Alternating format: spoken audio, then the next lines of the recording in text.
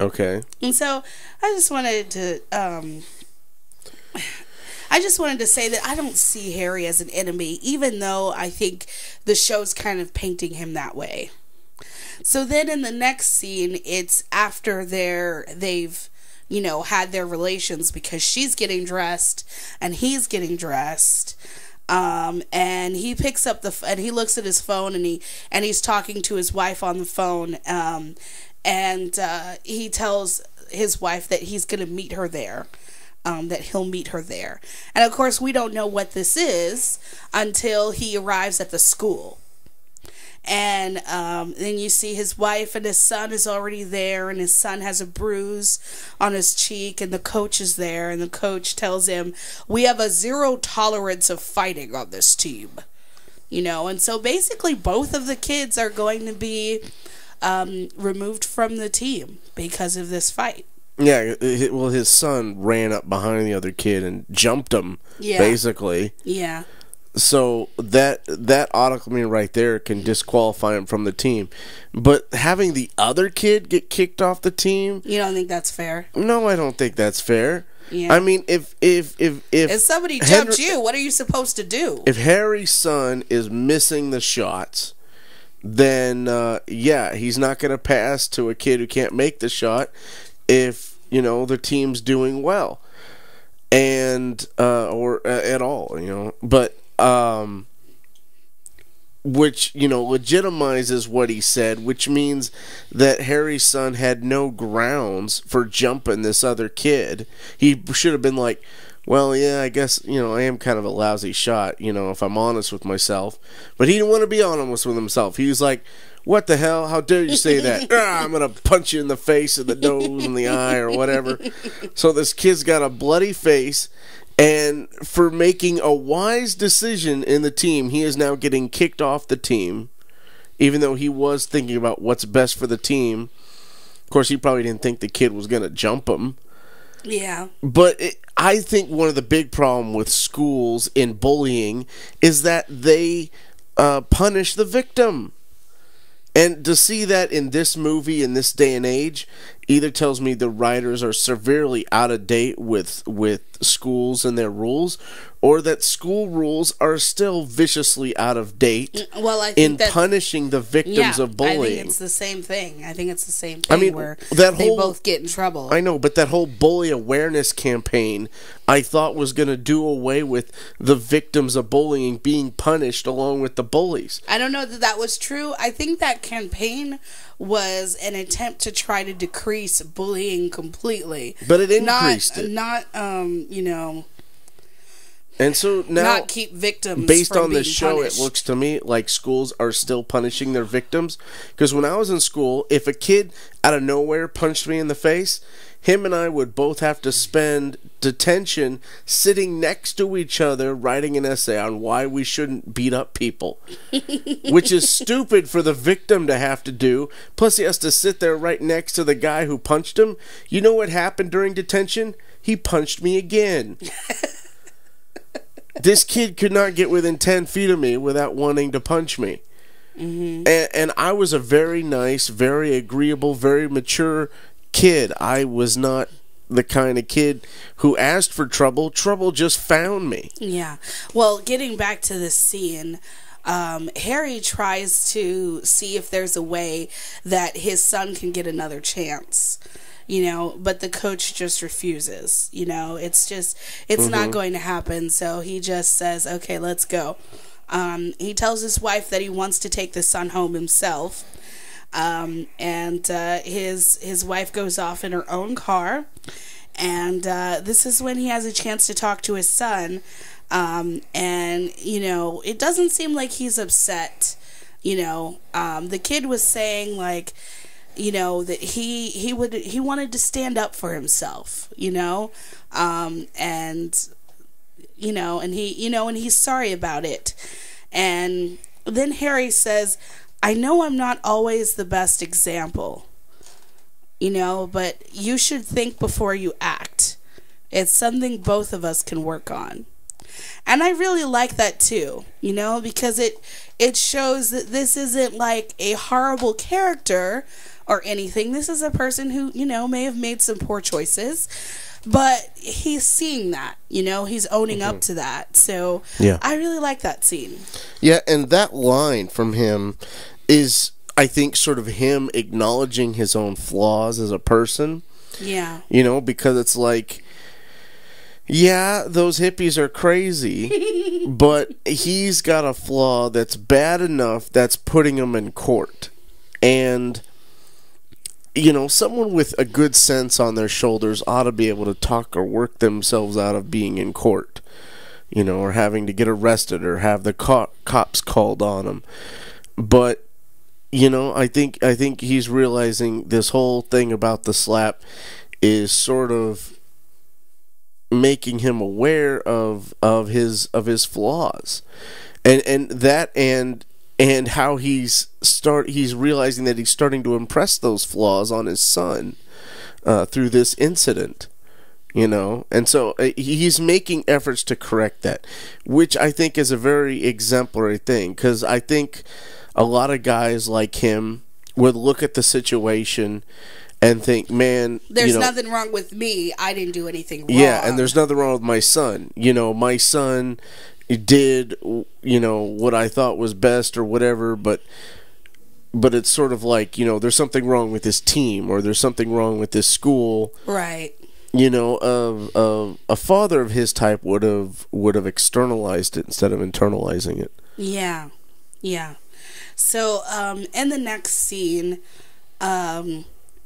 he's back at his house, and he's coming out of his car with his son, and his wife is there, and the cops are there, and they say, we have a warrant.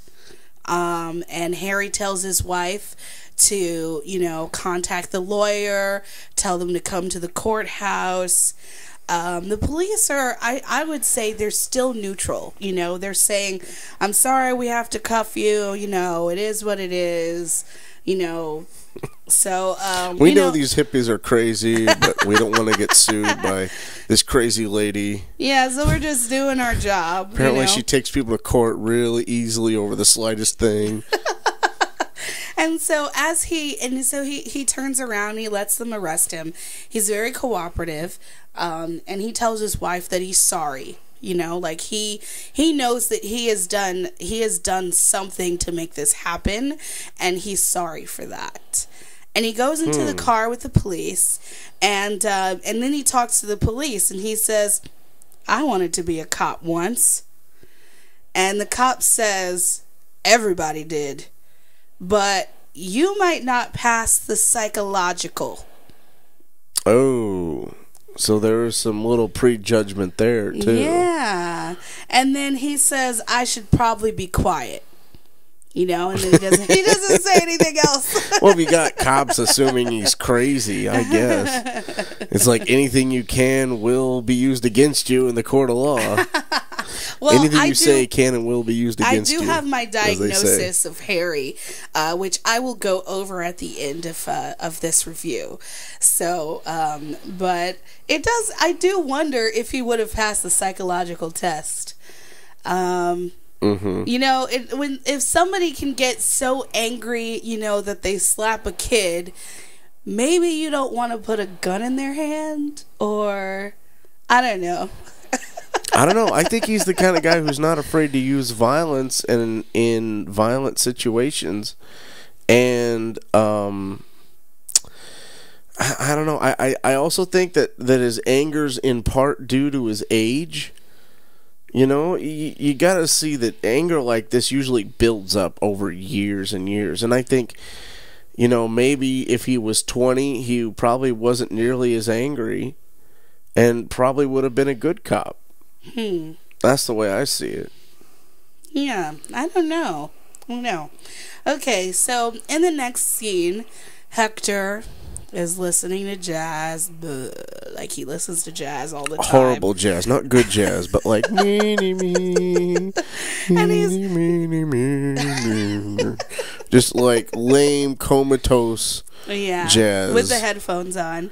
And I'm guessing he's probably daydreaming about Connie or something or other. And then Aisha comes in to tell him that Harry was arrested and wanted him to post bail. And he kind of looks down and he says, "There it is." You know, like it's happening. You know, like I've made some steps to try to keep this from happening, but it's happening. You know. And then they go, the show kind of shows like these various shots. So no one's really saying anything, but you just kind of see the shots of like the walk to the courthouse. Why would he have Hector post bail? Why not his wife? Yeah, he wanted his wife to stay with his son. That's what he said. He told her to stay with Rocco. Okay. Yeah. In other words, don't go to the police station and post bail. Right. He wants his cousin to do it, I guess. Is he gonna pay his cousin back? Because bail's. That's right. He had his. What do they call it? A hearing. And bail was set at $2,500. Yep. I'm gonna get to that. Exactly. Yeah. So they do the shots of the walk to the courthouse, the fingerprinting. They show Hector going through the metal detector. Then the pictures of Harry. You know, turn to the left, turn to the right. Hector walks into the elevator, and then you see the rap sheet of of him being charged. And then it's basically the courthouse, the inside of the courtroom, and he's being charged with assault and battery of a 5-year-old on the 13th of September. And they, rattle off all the details and stuff. And they say that Harry threw a chair against the wall, and that the family wants a restraining order. Yeah, like he picked it up, swung it around or over his shoulder. He threw the chair threw it at her. Well, that's a flat out lie. That's a flat out lie. Now she's lying to police. Isn't that like a 2-year felony? She ought to go to prison. Let foster care handle that crazy kid. Oh my goodness. Well, his father could take care of him, I guess. The crazy hippie father? No. The artiste. No, I'm gonna get like video of him getting high. Yeah. So anyway, I CPS lets him keep his kid. I really like this judge. I felt like this judge was really direct. And the defense lawyer is, requesting a release. He talks about all the positives of Harry, of how he's a pillar in the community. And during this, Gary interrupts him, and he's like, he came to my house. Like, he doesn't. Gary, the father hippie. No, he doesn't really say anything. He came to my house. He asked to come to apologize. Yeah, and you said he could come, so... Yeah, the judge was like, silence or I'll put you in contempt. Yep. And so he finally shut up, the judge, sets the bail for $2,500 and, he goes on to the next case. So in the next scene, you see Hector kind of outside of the courtroom while I'm guessing that Harry was being released. He had probably already paid and was waiting for them to do whatever they need to do to release him. Hector looks at the text from Connie, the one that said, "I miss you." And he types something in, and it says, "Friends?" Which is weird. Yeah. No, it isn't. It's like, can we just be friends? Can we just be friends? Yeah. I don't want to turn this into, I got caught having sex with a babysitter, now I'm in divorce court losing everything. Right. Yeah. I'm in court right now watching my brother lose everything. Cousin? Yeah, they're cousins, yeah. Although Harry has said on multiple occasions that he feels like Hector is more like a brother to him than a cousin. So anyway, then Harry's released and he comes out and he's just pumped. He's just like pumped and ready. And he's like, like that's it, and Hector's like, What are you talking about? He's like, whoa, like you were just arrested. Like you should not be like in a good mood. You know? $2,500 and I'm back out on the street. Yep. And Harry says, I tried to make peace. They want to fight. Now they're going to do it on my terms. And I'm going to destroy them. Yeah, now to me that gives a little hint of his terms are lawyer to lawyer in a courtroom, which means he's battled legal battles before, probably more in the cases of commercial business litigation, but I'm guessing that he has more familiarity with the laws to be able to use him and his high-powered, high-priced lawyer. And the couples do. Yeah, Definitely. the couples do.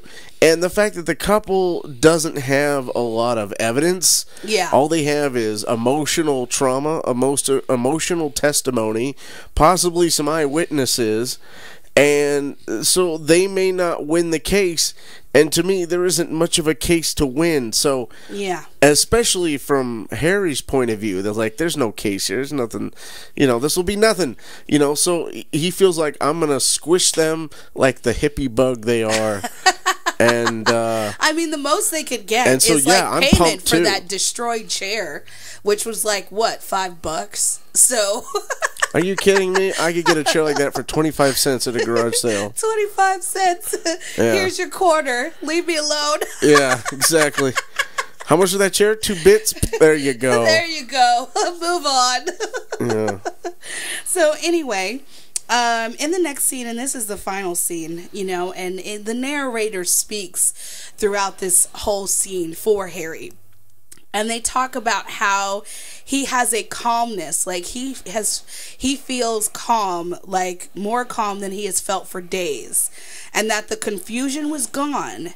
And now he was, on a firm footing in the America that he understood, where you have to fight for everything you have with everything you have to fight everything you have with everything you have, and you win.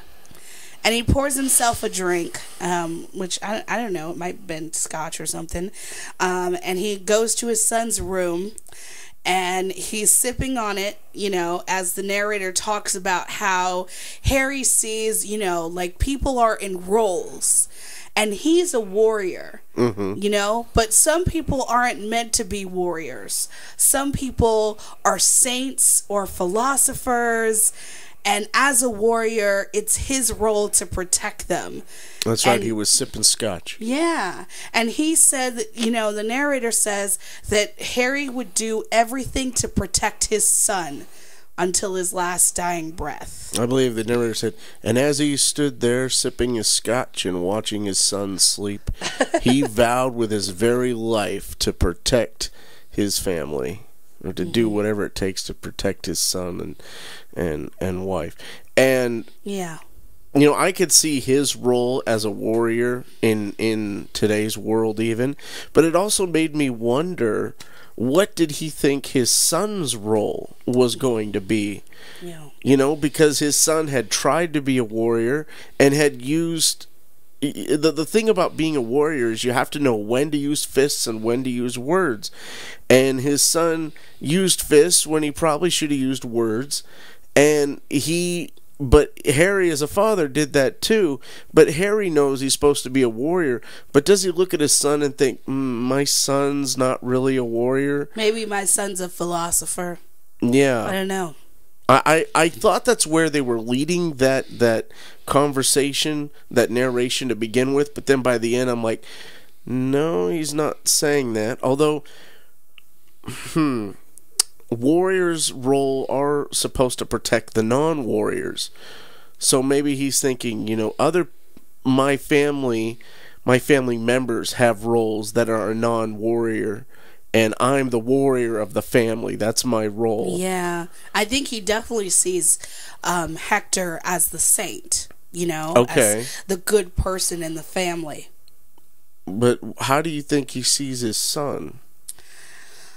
I'm not sure. I think that maybe he believes that his son is still trying to figure out his own role, still developing, what that role is.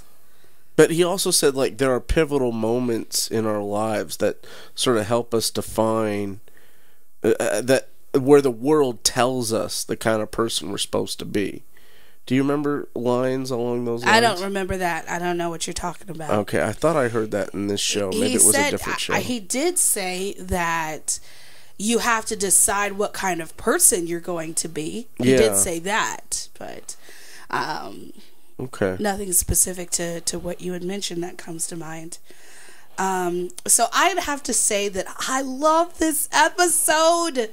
I loved it. I loved it more than the first episode. I think the two together make a good movie. Just put it like that.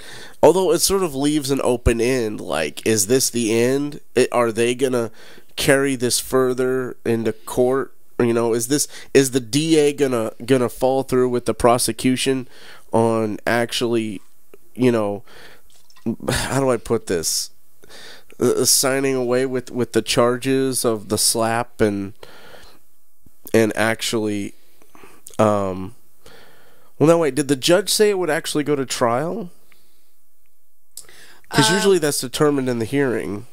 He was saying over and over that this is not a trial. Right, he said this is not a trial, it's just a hearing. But the hearing, usually the judge listens to both sides enough to figure out whether or not it should go to trial. I think this was an arraignment. Oh, an arraignment, okay. Yeah. So they haven't even had a hearing yet? So they haven't had a hearing.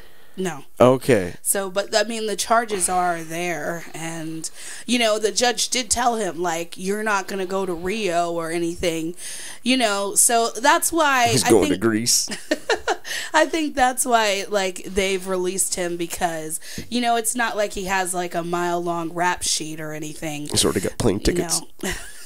So, you know, they're letting her go. Oh yeah, you know, you should definitely leave because you slapped a kid, and who would want to go to prison for that? Gotta leave the country. I slapped a kid. I slapped a kid. I gotta leave the country. Seriously, what the heck? Oh my goodness, it's hilarious. Okay, so I'm gonna go into my diagnosis. Okay, yeah. What kind of person is Harry? Diagnosis. Okay, so and as when I do my diagnosis, I just come up with, I look over the fullness of the episode and the characteristics that came to me, and whatever diagnosis that seems pivotal to the moment is the one that I'll bring to my review. And so the one here, I wouldn't say that I would give Harry any specific diagnosis. 9 minutes remaining. But I would say that he has some narcissistic characteristics, which is interesting because that term does originate in Greek mythology, so that's kind of interesting. You know, and so a part of narcissistic disorder... Greeks invented psychology. Yeah, it's a personality disorder, and it's really, like, it's pervasive, because, you know, personality disorders mean that they're pretty stable, they don't usually change. And someone who's a narcissist is someone who's occupied by power, prestige, and vanity.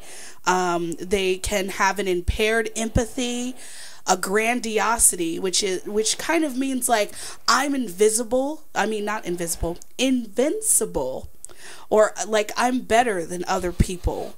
Maybe his power is to be invisible. Feelings. No, he's not invisible. He's more like a King Kong. Right. Feelings of entitlement, and, you know, someone who likes to be recognized as superior.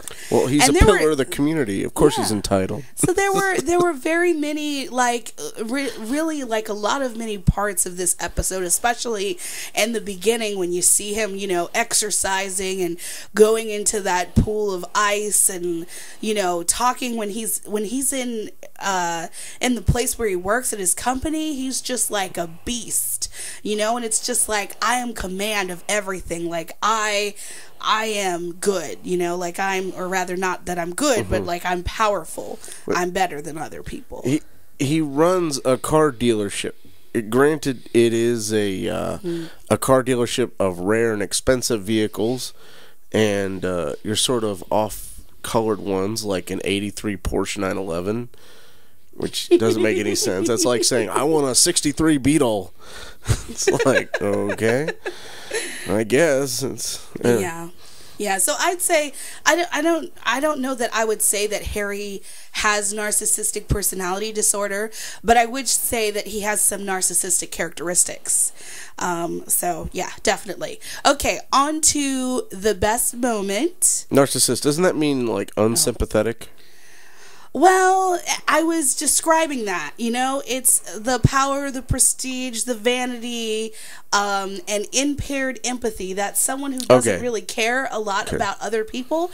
I would say that he doesn't have that so much because he does care about his family. He does care about his son and his wife, and he wants them to, you know, be protected. So, I mean, but he definitely is, you know, all about being powerful, and he does have a sense of entitlement and wants to be recognized as superior. So I would say that. But going on to the best moment for me was Harry's rage. And when he's like, nothing gets done by talking. That was my favorite moment in the whole episode. Do you have a favorite one? A favorite moment. You know, I'm not really sure on that one. Possibly that whole scene with the apology just before that scene you're talking about. Right. Just the way it unfolds and how the characters interact and affect each other. As a script writer myself, I find it really interesting how the writers sort of took these two opposite characters and put them in the same room to try to come to an agreement, and then just have it all fly apart like a really badly built gyroscope or something.